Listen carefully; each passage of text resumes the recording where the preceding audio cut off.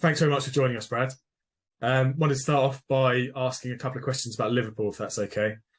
Okay. Obviously, another bad result over the weekend, and it's been a bit of a difficult start to the season by their own standards. What do you think's going wrong for Jurgen Klopp? I think the last season definitely took its toll, probably a little bit more than what was anticipated. I think injuries and suspensions have also come into play. A couple of seasons ago, when they didn't have the best of seasons either, it was mainly due to not having that fantastic back four all fit throughout the season. I see very little problems with the club, with the players. I think the squad is outstanding. I think the staff is outstanding. They're just going through a little bit of a funk, if you like, right now. But Jurgen Klopp's the right man for the job, no doubt. And the squad is magnificent. And this season's going to be unlike any of the others because we have this World Cup break. And I think what we're going to see is quite a few teams have drastic different form from before World Cup to after the World Cup. And I think Liverpool will be one of those sides, and for the better. So, obviously, there's been a lot of noise on social media over the last few days. Is it massively premature for people to be calling for Klopp to go?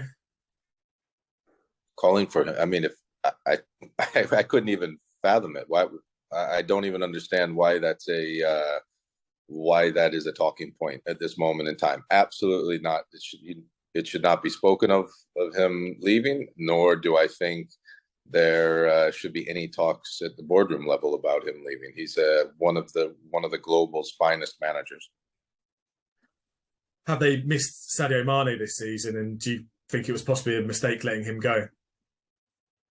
I don't know the business behind it. I don't know the relationship between player and club behind it as much. As far as a mistake letting him go, I think players can come and go into squads. I think it's maybe taken Nunez a little bit longer than anticipated to find a consistent run of form.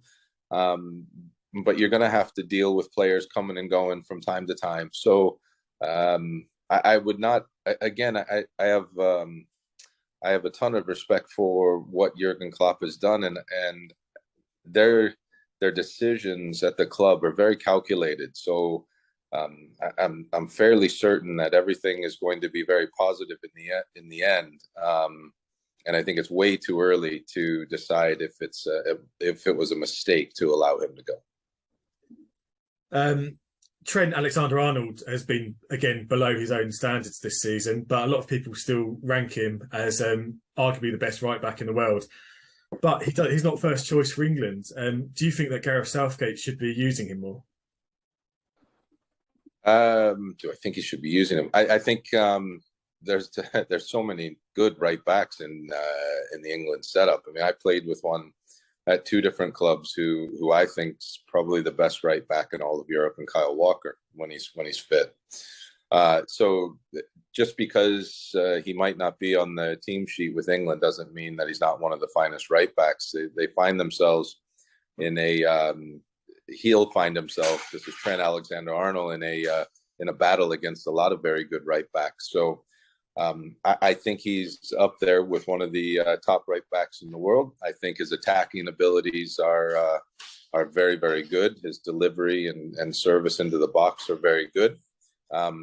Whether he starts for England or not, that's down to Gareth Southgate. But what a great problem to have for Gareth Southgate, because he does have quite a few good ones to choose from.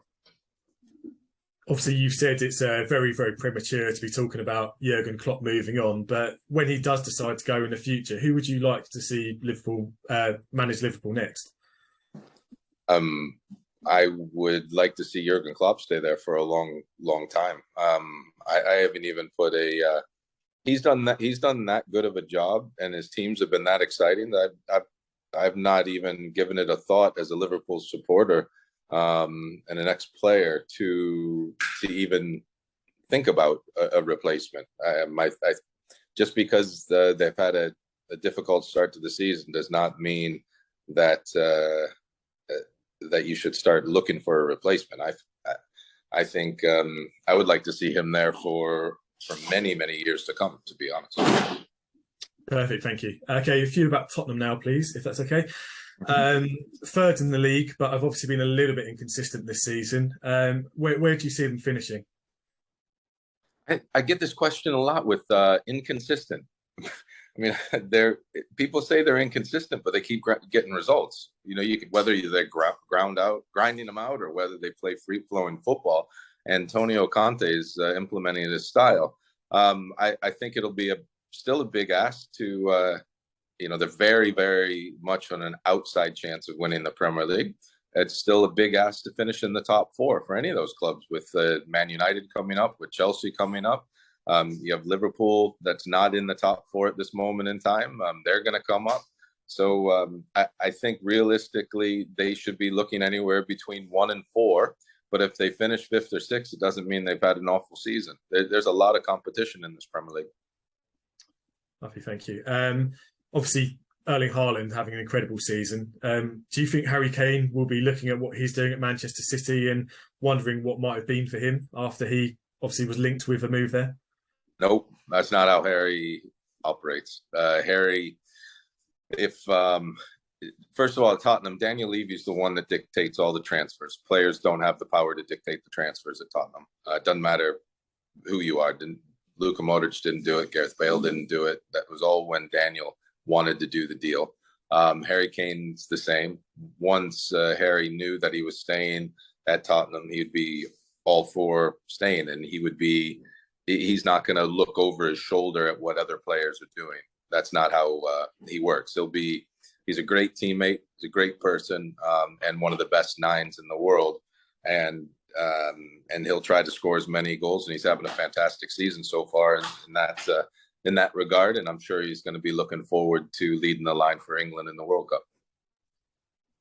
Year and a half left on Kane's contract, though. Can you see him recommitting to Spurs, or do you think he might still move on? Well, I'm not really sure. I haven't spoken to him on that. If the only real way out, if he does want to in fact leave, is to allow his contract to run down. And I'm sure behind the scenes, Daniel Levy and the board are trying to solve what they want to do as soon as possible. If they do allow the contract to run down, then I'm sure they'll be on the lookout for another number 9. It'd be very difficult to replace someone like Kane. But those would be definitely interesting conversations behind the scenes to be involved in. Who would you like to see Tottenham sign in January to potentially improve this side even more? Oh, here's a question. A difficult window, because you're looking, not only January windows aren't a great time to purchase top players anyways. It's usually an inflated value. And on top of that, I think it's also dangerous to sign players after World Cups, just based on a World Cup. So, perhaps I would like them to see out the season with the squad that they have. I think they have a really talented squad. I think after like I said, after a World Cup, and then January window, I mean, unless there's some bargain that they really can't pass up, or they have a disastrous run of injuries, I think they could probably carry on with who they have. If they don't win any silverware this season, could Conte potentially leave the club? I think any manager could potentially leave any club at any time. I don't know necessarily if it comes down to winning silverware or not for Antonio Conte at Tottenham. I would like to think that it's more of a longer-term project, because I think, again, like the respect I have for Jurgen Klopp, I have the same respect for Antonio Conte. And I don't know Antonio Conte, but I can just see how the players play for him at every club that he's gone to. So, for Tottenham's sake, I hope that's a long-term plan if it doesn't win a trophy this year, I wouldn't have thought that that's necessarily going to ring alarm bells, or I'd hope not anyway. Obviously, whilst Mauricio Pochettino is available, he's a world-class manager. Clubs will be interested in him. Could he potentially come back to Tottenham in the future? Or if not, do you think maybe he'd be a good fit at another Premier League club? I think in the future he could. I believe he's still on very good terms with Tottenham and the board. I think he would be an excellent manager at any club in the world. So yeah, I think he would be a top choice. Actually, not just a choice, but a top choice for any Premier League club looking for a manager. And lastly, on Tottenham, what was your best moment or memory of your time at Tottenham? Oh, I had a lot of them because it was a different stage of my career. First year I was playing it. The squad and the run that we had the first year was excellent. We had a tremendous squad. And then I also have very fond memories of what the likes of John McDermott did for me with regards to coaching licenses and being in and around the academy and finally finishing up with my pro license. I worked as an ambassador in the U.S. for Tottenham. Not one pinpointed moment, to be honest with you. I feel like the 4 years, and then plus the ambassadorial work, so the 5 years, I felt like I got sort of 10 to 12 years worth of work inside those 5 years. So I use this word respect. I have a great deal of respect for Daniel Levy and the board and how they run things, and they welcomed me with open arms at the club, and I really enjoyed the ending of my career there. Perfect, thank you. Okay, a couple of questions on another former club, Aston Villa. Obviously, they've just changed their manager from Steven Gerrard to Unai Emery. Do you think that he's going to be a success at Villa? I hope so. I mean, look at his track record in cup competitions. Aston Villa, I tell this to a lot of people, Aston Villa is a remarkable club. The training facilities, the stadium, the fan base. It's a shame.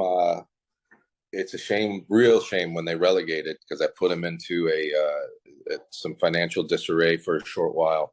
But any head coach, manager going in there will be really impressed with the setup. And I just hope, I don't know Unai Emery personally at all, but I really hope for Villa as a club and the fans, I hope he's really successful. I had hoped Steven Gerrard was really successful there. I had hoped when they had relegated that they got promoted right away. 3 tremendous years there, and I just hope that he can bring his magical touch not only with the cup runs but into the league for them. What do you think went wrong for Steven Gerrard? I don't know. I mean, it seemed like last year they were getting, if not always the results, some really good performances. There seemed to be a lot of talk in the media in the summer and through preseason that I don't know. I wasn't there. It's hard to say. I don't really know why. Stevie's got a great football mind. Stevie's I would think he would be a really top manager to play for, a player's manager. I have no idea how strong a relationship Mings had with the players, whether that was a little bit of an issue for him. I'm really not sure. What I would say is I hope Stevie keeps his hat in the ring for a lot of other jobs, because I think he has the potential to be one of the great managers, but for whatever reason it didn't work out. Based on your experiences of being in dressing rooms, do you think the decision to strip Tyrone Mings of the captaincy might have played a bit of a part and impacted the dressing room a little bit? It could have. Again, I don't know. I don't know Tyrone as an individual. I have no idea his ties to the other players. But yeah, if he was really close with a lot of the players, yeah, it could be a contributing factor. You never know. I really don't know. It's if that had like a profound negative effect at all. I know they got a little bit of a bump when he was gone in the game right afterwards, but then they really struggled in the second game after. So there's some problems within the squad itself that that would suggest to me that it wasn't just down to Steven Gerrard. It seems like the owners there are willing to spend some money to improve the squad. Where do you think they need to strengthen over the next couple of windows? Well, I think first and foremost, they need to get the confidence of the players that they have, because they do have some talented players. That's first and foremost. Again, I think January window is a tough time to come in and do a lot of business. I think they should try to get the confidence of the players as high as possible. Try to get in that mid-table finish, and then push on. I think if you're looking, I think they have a top quality goalkeeper, and then really after that they have some really talented players. But if you can improve at any position, then I'm sure they would be looking at that, because the Premier League has such a high standard, and you're going to want to try to have at least two at every position of the highest quality. So I'm sure with Unai Emery coming in, that he's going to have his suggestions on the squad as well. And I don't know which positions that he's going to want to focus on. Okay, thank you. Got a couple on Blackburn now, if that's okay. They're right at the top of the Championship after 10 years outside the Premier League. Can they get over the line and get promoted this season? Wow, I hope so. The Championship is such a hard league. So many games. If you have one bad week, sometimes you have 3 games and that's 9 points gone. When I first went to Blackburn, we were in the Championship, and that's probably the mentally toughest league that I'd ever been involved in. Quality in the Premier League is better, yes, but the games just one after another, and if you have a cup run, it's just incredible. I don't know if they can. It's so early. We're talking just the end of October, beginning in November.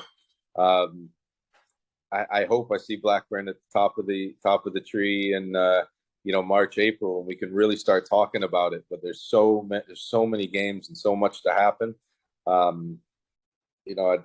They've been sort of hovering around the playoff places every now and again the last few years with Tony Mowbray.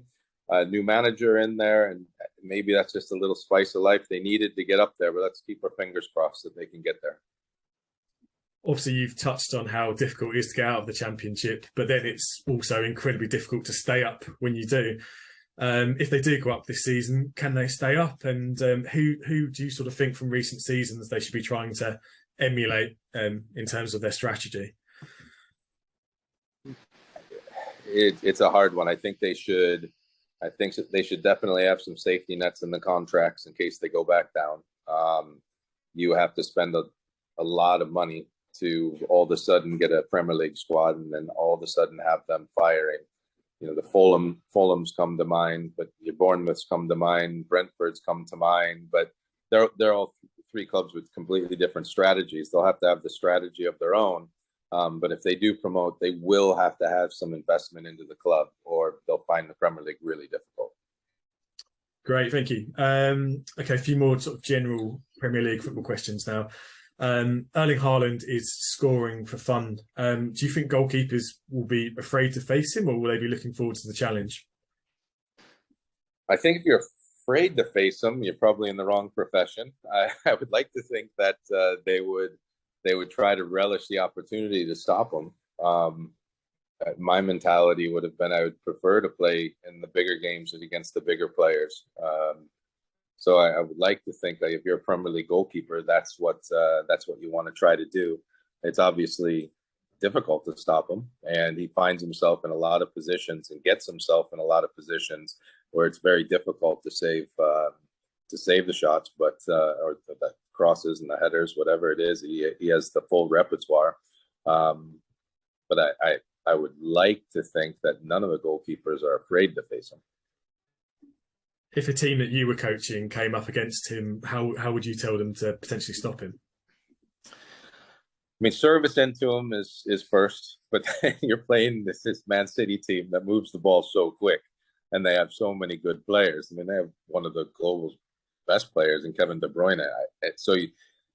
It's very simple to say stop service to him, but it's much easier said than actually done.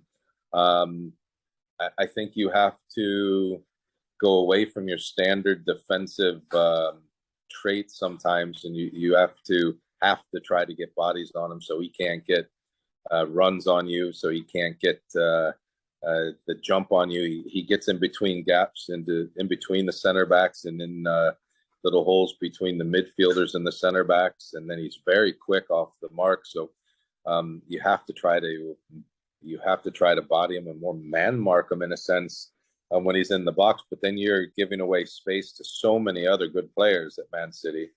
I mean, there are some teams, a couple of teams that have stopped them, but I would say the two, you try to get a body on them as best as can, and you try to limit the service. But Pep Guardiola has done such a good job at assembling this team. They move the ball so quick that those are two difficult tasks. Is there a striker from your time playing who you either played with or against who he reminds you of? There's a lot. Alan Shearer. There's some remarkable strikers I played against. Van Nistelrooy was remarkable. Shearer was remarkable. Henry was remarkable. Drogba was remarkable. All these guys, if they're in Andy Cole was remarkable. You put all these guys into this Man City team, they score all the goals that he's scoring. You know that he is prospering from being in this remarkable team, and he is very good. But don't take away the abilities of a lot of other strikers, and there's probably 10 to 15 others, Harry Kane's included in that would be prospering from the way this Man City team plays. Thank you. At the moment, there's 10 points separating 9th in the league and 20th in the league. Who do you think will go down this season? If I had to call it right now, I think Nottingham Forest will have a lot to do to stay up. After that, I thought Leeds was headed that way, but I'm really happy for Jesse Marsch. What a great win against Liverpool it was. But his players are fighting for him, and you could see they went straight. A lot of them went straight to the coach, went straight to Jesse afterwards. So there's a lot of fight in that team. So I wouldn't say they're necessarily going to be down there. But all the team, I don't know. It's a tough one. I think for me, Nottingham Forest is the one that's a little bit more adrift of the others. After that, 5 or 6 could be there, depending on what we see after the World Cup in form. Thank you. Eddie Howe is doing a brilliant job at Newcastle. Just how well do you think he's doing versus the pre-season expectations that would have been in place there? Well, when Newcastle, Eddie Howe's been doing a fantastic job. That set aside, when Newcastle first was bought, I think most of us, myself included, thought they were just going to go on this spending spree, and I'm not sure that was the right way to do it.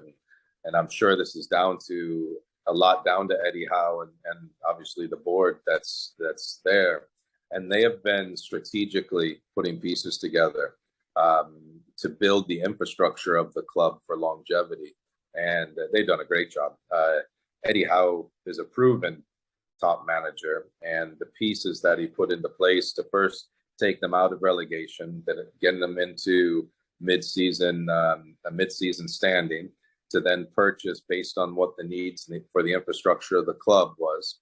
Also doing the improvements around the training ground, stadium. I mean, magnificent crowds at St. James's Park. But they've done a really good job on and off the field. So I don't know how high they can stay in for how long this season, but they're going to be a club to watch over the next 3 or 4 years. That's for sure. 10 Premier League clubs now either fully owned or part owned by American owners. Do you think the influx of American money is a good thing for the Premier League? I think influx of money is good for the Premier League. I like the fact that it's American owners because it brings even more notoriety over to the U.S. and we're still a growing league and a growing country in football. I hope the owners purchase the clubs with the knowing one thing is how important these clubs are to the fans and how much sort of a religion football is over there because it is different than American sports. And if they don't know it going in, they quickly realize it after the first month or so. But yeah, I think the influx of capital from the American owners is a great thing for both the Premier League and for the United States. From your time playing in England, which ground do you think had the sort of fiercest or most intimidating atmosphere that you can remember? Leeds was up there for my time. Newcastle was up there. Your derbies whenever you play. I mean, even Burnley when I was at Blackburn, that was that was a hatred derby. But I'd say Chelsea back in the day. That was a good one. And then I would say West Ham at times could be a little bit tasty as well. There's always a debate between Ederson and Alisson for who's the best goalkeeper in the Premier League, or there has been in recent seasons. Which of the two would you have on your side? Either, and I wouldn't want to be the Brazil coach to choose between them. I think they're both outstanding. I think Alisson is more like to the English standards, probably more traditional. With his movements and how he plays, but he still is very good with his feet and takes some risk. Ederson is just outstanding with his feet. He really is. He takes it to a different level. But both remarkable goalkeepers. I think what I like most about them is whenever either of them, if they do make a mistake, it doesn't faze them. They just carry on playing and to their same high standards. So that is, if you're the Brazil coach, you flip a coin probably, and whoever comes up with, you play. I don't know. Jordan Pickford seems to be the established number one for England. Is he the right choice to start at the World Cup, do you think?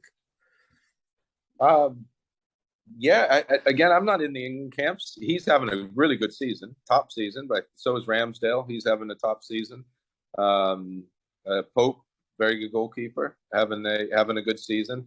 I know who Gareth will pick. All eyes are going to be on the goalkeepers. They're going to have to be resilient. They're going to have to, if they do make a mistake, be able to come back for it. I think that's what you want. You're going to want at a World Cup competition someone who can lead off the field as well, and someone the players are confident in. So Gareth will know who that is better than I will, but I think they have a very good goalkeeping group to choose from. I don't see the goalkeeper for the English side being why they wouldn't progress further. We'll put it that way. I think they need to figure out how to get more goals at this moment in time because they're struggling in that category. But I think they're fairly similar, on standard to the goalkeepers, and they're all to a high standard.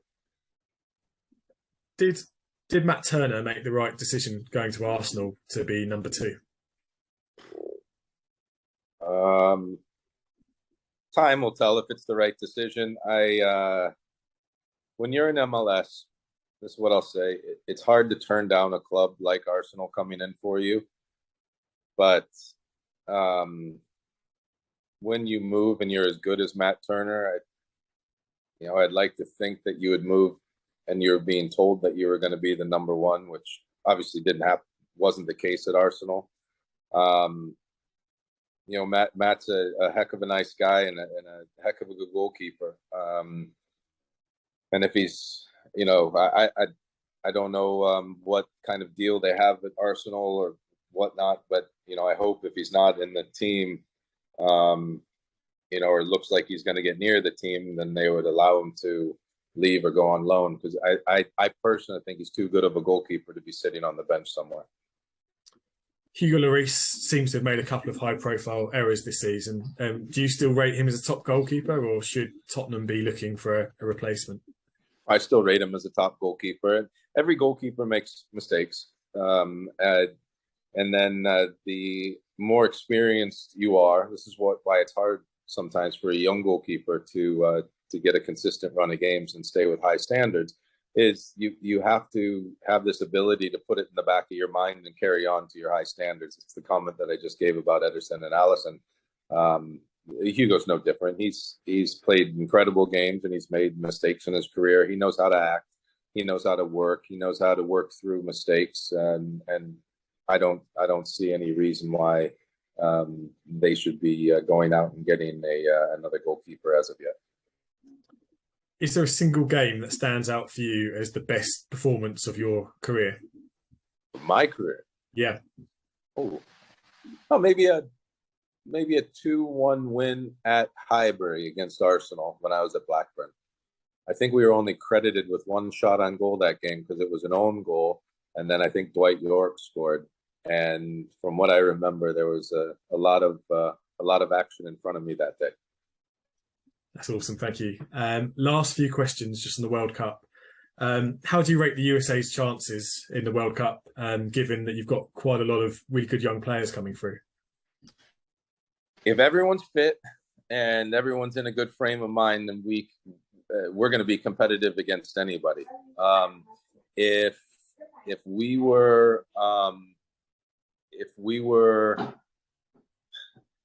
have a little bit of turmoil, or if we have an injury or two, especially I just saw Weston McKennie got injured, to like a Weston or a Tyler and Giovanni Reynas and Pulisic, then that depletes us a lot. But if everyone's fit, we'll be a match for anyone. I don't know if we can finish above England in the group, but I think Wales is who we have to really try to focus on to being above. But the first game is going to be of paramount importance against Wales. Who's your pick to win the World Cup? My pick. I